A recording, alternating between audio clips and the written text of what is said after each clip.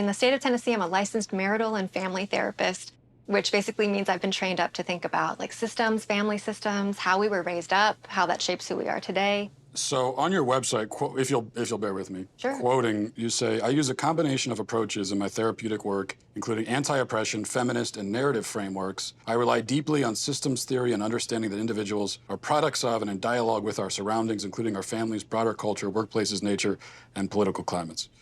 What does that mean?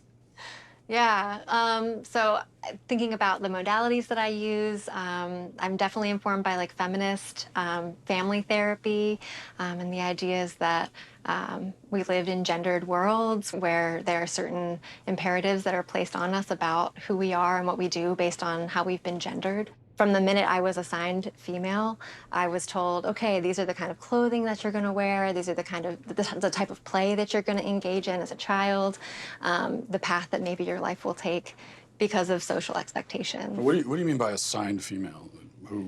Who assigns female? Yeah, so most times people, when they're born, they're assigned a gender. By the doctors. Yeah. Like, what do they base that assignment on? So basically, it's based on genitalia. So people looking at genitalia and deciding, okay, this is a girl or a boy. And we know now that that sex and gender are so much more than just this binary. Some women have penises, right? Some men have vaginas. That's not how gender works. How do we know that? How do we know that that's not true?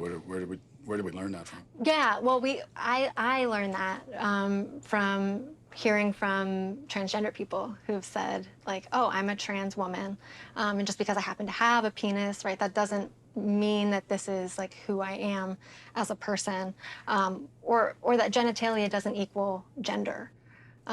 Who they are, their gender expression, that, yeah, a trans woman is a woman. With the fluidity of these things, how do I know if I'm a woman? You know, That's a great question. I like scented candles, and Yeah. I've watched Sex and the City. Yeah. And, Yeah.